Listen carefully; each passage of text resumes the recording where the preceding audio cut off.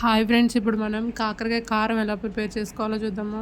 కాకరకాయని అలా తొక్క పైన ఉన్నది అది గరుకులు మొత్తం గీకి అట్లా గీరేసుకోవాలండి. తర్వాత సన్నగా పీసెస్ లాగా కట్ చేసుకోవాలి. అట్లా చూపించే విధంగా అస్సలు చేదుగా ఉండదండి. ఒకసారి ట్రై చేయండి, అలా ఉండ టేస్ట్ తెలుస్తుంది మీకే. శనగపప్పు, చిన్నులపాయి, జీలకర్ర, ఎండుమిర్చి కలిపి అట్లా పౌడర్ లాగా పట్టుకోవాలండి. శనగపప్పు కారం అట్లా పౌడర్లా పట్టుకొని మిక్సీ వేసుకోవాలి. ప్యాన్ పెట్టుకొని ఆయిల్ వేసుకోవాలి. ఆయిల్ హీట్ అయ్యాక మనం ఇందాక కట్ చేసుకొని పెట్టుకున్న కాకరకాయ ముక్కలు వేసేసుకొని సాల్ట్, ఉప్పు వేసుకొని ఫ్రై చేసుకోవాలి.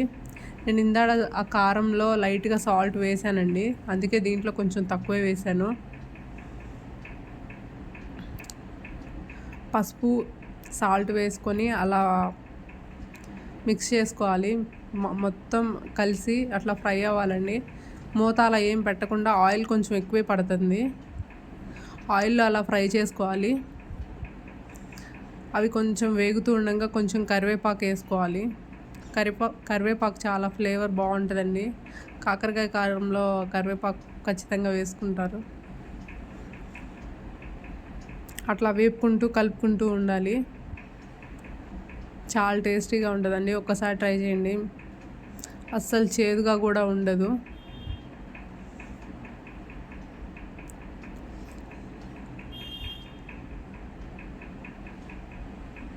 మధ్య మధ్యలో అలా కలుపుకుంటూ ఉండాలి, లేకపోతే మాడిపోతాయి. అలా కొంచెం కలర్ చేంజ్ అయింది కదా, ఇంకొంచెం రెడ్ కలర్లో రావాలన్నీ.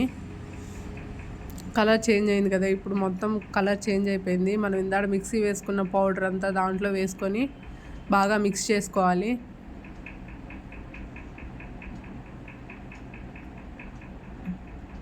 మొత్తం కలిసేలాగా కలుపుకుంటూ మిక్స్ చేసుకోవాలి, కొంచెం కొంచెం వేసుకొని.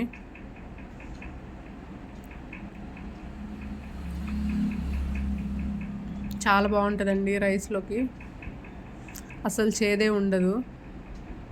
ఒక్కసారి ట్రై చేయండి, చాలా టేస్టీగా ఉంటుంది. ఎవరన్నా ఛానల్ కొత్తగా చూసేవాళ్ళు ఉంటే ప్లీజ్ లైక్ చేయండి, షేర్ చేయండి, ఛానల్ సబ్స్క్రైబ్ చేసుకోండి. చూసారా, చాలా గ్రేవీ లాగా వచ్చింది. అంతేనండి, ఇంకా అయిపోయింది. చాలా టేస్టీగా ఉంటుంది. ఒక్కసారి ట్రై చేయండి. Please subscribe my channel.